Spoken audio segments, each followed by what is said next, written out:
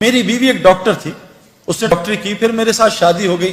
وہ اسپیشلائز نہیں کر سکی کیونکہ میں نے جب شادی کر لی میں اکیلا سفر نہیں کرتا کیونکہ ہمارا ماحول بہت گندا تھا. 96 میں شادی ہوئی, جب سے میری بیوی میرے ساتھ رہتی تھی. وہ ڈاکٹر بنی, آگے نہیں پڑھ سکی, لیکن اب سب کچھ بھول گئی ہے, سب کچھ بھول گئی. لیکن اللہ کے فضل سے میں آپ کو کیا بتاؤں, نہ میری بیوی کو مہنگے کپڑے پہننے کا شوق ہے, نہ جیولری کا شوق ہے, نہیں پہنتی, نہ کوئی لچھے دار چپلوں کا, نہ گاڑی کا, کسی چیز کا شوق نہیں ہے. اس کو ایک شوق ہے کہ میں جہاں بھی آپ جاتے ہیں آپ کے ساتھ جانا چاہتی ہوں, اور اگر مجھے کسی ملک میں جانا ہے تو مجھے سعودی عرب لے جاؤ. اللہ نے اس کے سارے شوقوں کو ختم کر دیا, اور اتنی خوش ہے, اس کی اتنی عزت ہے. ابھی لاہور آئے ہوں میں, بہت عرصے بعد میں لاہور لاہور رہا ہوں 20 سال.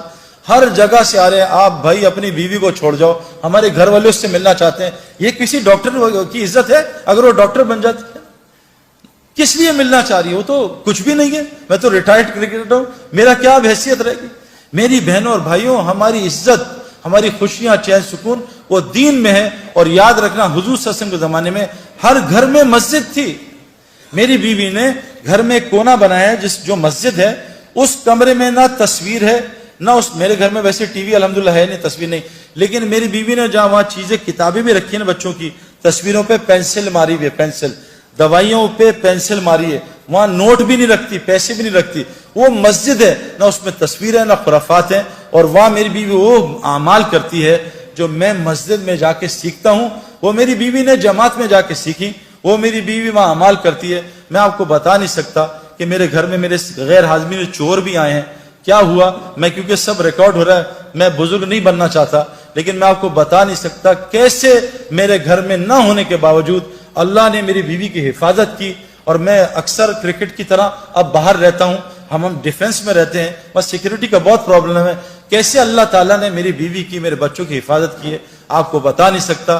اس کے لیے آخری گزارش کر رہا ہوں کہ تبلیغ والے کیا کر رہے ہیں کہ جیسے صفات پائلٹ کی ہوائی جہاز اور ہوا میں آتی ہیں, ایک آدمی بالٹی میں بیٹھ جائے یا ٹب میں لیٹ جائے اور کہے میں جی سوئمر بنوں گا, وہ کبھی سوئمر بن سکتا ہے؟ اس کو سوئمنگ پول کے ماحول میں بیٹھنا پڑے گا. ایک آدمی رکشا خرید لے کہ انشاءاللہ 2 سال بعد میں PIA کا پائلٹ بنوں گا, یہ پاگل ہے, یہ بغیر ہوائی جہاز میں جائے پائلٹ نہیں بن سکتا. ایک آدمی جب تک, یہ لڑکیاں اور لڑکے, جب تک وہ مسجد کی محنت جو حضرت محمد صلی اللہ علیہ وسلم نے کی, جس سے اندر ان کے اندر صفات آئیں, صفات ہے نا, کیا صفات؟ ایک صحابی جنگ میں شہید ہو رہے ہیں, ان کا چچا زاد پانی لے کے آیا, یہ پانی پیو, پانی پانی, آواز آئی تو پانی پینے لگے, ساتھ سے آواز آئی پانی پانی. چچا زاد بھائی نے کہا پہلے اس کو پلا, مجھے چھوڑ دے. وہ پانی پلانے لگے تو آگے سے آئی پانی کی آواز, وہ کہا مجھے چھوڑ, اس کو پلا. پھر وہ وہاں سے بھائی کی آواز آئی, تینوں صحابی شہید ہو گئے اور پانی ایک دوسرے کو پلانے کا کر دیا.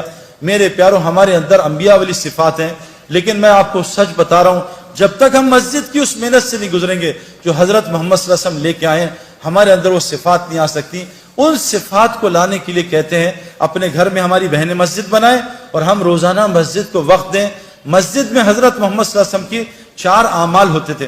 ہمارے کرکٹ گراؤنڈ میں 3 اعمال ہوتے تھے, فیلڈنگ پریکٹس نہیں, 4 اعمال, fielding practice, bowling practice, batting practice اور فٹنس پریکٹس. حضرت محمد صلی اللہ علیہ وسلم کی مسجد میں کیا ہوتا تھا, ایک ایمان کا حلقہ لگتا تھا, ایمان بنانے کی پریکٹس. آپ مجھے قسم کھا کے بتاؤ, جھوٹ نہ بولنا, آپ دونوں لڑکے لڑکیاں بیٹھے ہو, بتاؤ مجھے کہ اس سال آپ نے فرشتوں کو کتنا تذکرہ کیا, کس نے کیا؟ مجھے قرآن سے ایک فرشتوں کا واقعہ سنا کے بتائیں, بتاؤ بھی کس نے کیا. ہم ایمان کس پہ لائے؟ آمنت باللہ, سارا دن مخلوق کی بات, اس سے حکومت سے یہ ہوتا ہے, فلاں سے یہ ہوتا ہے, فلاں سے. آمنت باللہ, ہم اللہ سے ہونے کو بولتے نہیں, ایمان کہاں سے بنے گا؟ ایک 3 بچے تھے شرارتی, ان کا دل کہا کہ ہم کو تکا شکا کھائیں, کیونکہ ہمارے پاس تو پیسے نہیں. کہا یہ بڑے میاں ہے نا, یہ ان کو بدھو بنائیں گے, ان کے پاس بڑا زبردست بکرا ہے. کہا اچھا کیسے؟ تو بڑے بچے نے کہا میں بتاتا ہوں. تو بڑا بچہ کیا مشورہ کر کے انکل کے پاس, انکل کتا باہر, وہ بکرا باہر لے کے نکلے. تو کہا انکل کہاں جا رہے ہیں؟ سلام کیا, کہا بیٹا یہ بکرا چلانے جا رہا ہوں. کہا انکل یہ تو کتا ہے. ان کا کتا تو, تیرا باپ تو کتا تو یہ نظر آ رہا ہے, تو بکرا ہے. تو کتا بکرا چلتا رہا آدھا گھنٹے. خیر وہ چلا گیا بچہ, بڑا انہوں نے برا بلا بولا. اگلا بچہ ہے, ان کا انکل السلام علیکم صاحب, خیریت سے ہیں؟ کہاں بیٹا خیریت سے ہوں. کہاں جا رہے؟ کہا بیٹا بکرا چلانے. کہا انکل یہ تو کتا ہے. کہا کتا تو ہوگا, تیرا فلاں, کتا بکرا. وہ چلتی رہی تکرار کتے بکرے. وہ تیسرا بچہ ہے, کہ انکل السلام علیکم وعلیکم السلام, آپ پریشان لگ رہے ہیں. کہا بیٹا یہ 2 پاگل کے بچے آئے ہیں, میرے بکرے کتا کہہ رہے ہیں. انکل یہ کتا ہی تو ہے, انہوں نے مارا ہوں گے, کتا ہی بکرا ہی دے دیا اپنا. جب بار بار میں آپ میں سے کسی کو کہوں نا یار تم پیلے لگ رہے ہو، تم پیلے 5 منٹ میں 10 دفعہ کہوں گا آپ چھٹی دفعہ شیشہ یار پیلا تو کہیں نہیں ہو گیا، سعید بھائی پیلا کہہ رہے ہیں. یہ میرے پیارو اللہ بڑے ہیں، اللہ سے ہوتا ہے، اللہ ہی کرتے ہیں. یہ ساری کائنات کرنے میں اللہ کی محتاج ہے. حضرت ابراہیم علیہ السلام بچے پہ چھری چلا رہے ہیں، اللہ نہیں کاٹ رہے کہ ابراہیم جب تک اللہ کی مرضی نہیں ہوگی چھری نہیں کاٹ سکتی. نمرود ابراہیم علیہ السلام کو جلا رہا ہے، اللہ بتا رہے ہیں کہ جب تک اللہ نہیں چاہیں گے ابراہیم علیہ السلام کو آگ نہیں جلا سکتی. میرے پیارو جب تک ہم یہ روزانہ باتیں نہیں کریں گے آمنت باللہ کہ ساری کائنات اللہ کی محتاج ہے. اللہ بغیر ماں باپ کے بچہ پیدا کر سکتے ہیں، آدم علیہ السلام بغیر بچے کے عیسیٰ علیہ السلام کو پیدا کر سکتے ہیں، بغیر ماں کے اماں حوا کو پیدا کر سکتے ہیں، پہاڑی سے حاملہ اونٹنی نکال سکتے ہیں، اللہ کو اونٹنی کی ضرورت نہیں ہے، بغیر موسم کے حضرت مریم کو پھل کھلا سکتے ہیں، مچھلی کے پیٹ میں یونس علیہ السلام کو 40 دن زندہ رکھ سکتے ہیں. اے میرے دوستو، اے میری بہنوں بھائیوں، ہم کو یہ روزانہ سننا بولنا پڑے گا. یہ دیکھو جسم جو ہے نا، دیکھو جسم یہ آج اللہ کی اطاعت پہ کیوں نہیں آ رہا؟ حالانکہ اللہ قرآن میں کہہ رہے ہیں یہ اسلام فطری دین ہے، یہ تمہاری جسم اس فطرت پہ بنا ہے. آنکھ جیسی لڑکی دیکھے نظر نیچی ہو جائے، یہ فطرت ہے. آنکھ کا نابہم لڑکیوں کو دیکھنا فطرت کے خلاف ہے، اسی لیے تو دل بے چین ہوتا ہے. حرم میں گئے، حرم میں غلط پارکنگ کر دی اور حرم کی نماز پڑھی شیخ سویدیس کے پیچھے، ایک مخلوق کا حکم توڑا، اب نماز میں بے چین ہے، یار گاڑی غلط پارک کر دی. ایک مخلوق کے حکم توڑنے سے حرم کی نماز میں دل بے چین ہے. میرے پیارو خالق کا تم حکم توڑ کے ہم چین آ جائے گا ہمیں؟ خالق کہہ رہے ہیں لڑکیوں نظریں نیچی رکھو، مردوں کو مت دیکھو. قرآن ہے یہ، سورہ نور اٹھائیں، اے مومن مردوں نظریں نیچی کرو، لڑکیوں کی طرف نہ دیکھنا. اور یہ میں آپ کو کنفرم بات بتا رہا ہوں، میری بات یہاں سے جائے گی یہاں سے نکل جائے گی. وہ لڑکے لڑکیاں جو نامحرم کو دیکھتے ہیں ان کو ہدایت ساری دنیا کے ولی مل جائیں، ہدایت نہیں دے سکتے. یہ سب سے بڑی بیماری اس وقت معاشرے کی میرے اندر بھی تھی. میں نے ان کو بند کیا 4 مہینے، تو میں آپ کو بتاؤں اللہ نے کیا دکھایا. میں شوگر کے انجیکشن لگواتا رہا دنیا میں، لیکن رسگلے گلاب جامن نہیں چھوڑے. میرا علاج کوئی ڈاکٹر کر سکتا ہے؟ سب سے بڑا مسئلہ یہ، سب سے بڑی برائی، موسیٰ علیہ السلام شعیب علیہ السلام کی بیٹیوں کا پانی نکال رہے ہیں. وہ 2 یا 3 بیٹیاں کتنی تھی؟ 2 تھیں، 3 بیٹیاں تھیں، ان کا پانی نکال رہے ہیں. تو بیٹیاں کہہ رہی تھی چلو ابا کے پاس، ہماری مدد کی ہے. تو موسیٰ علیہ السلام نبی ہیں، اللہ سے کلام کرتے ہیں، کیا ایمان ہوگا میرا آپ کا؟ کیا ایمان؟ ذرہ بھی نہیں ان کے سامنے.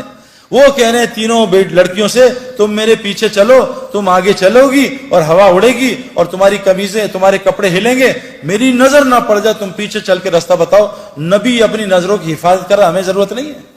نبی اپنی بیویوں سے کہہ رہے ہیں اے میری بیویوں، سامنے وہ عبداللہ بن مخدوم آ رہے ہیں، کہا یا رسول اللہ وہ تو نابینا ہے، کہا تم دونوں نابینا تھوڑی، چلو اندر چلے جاؤ.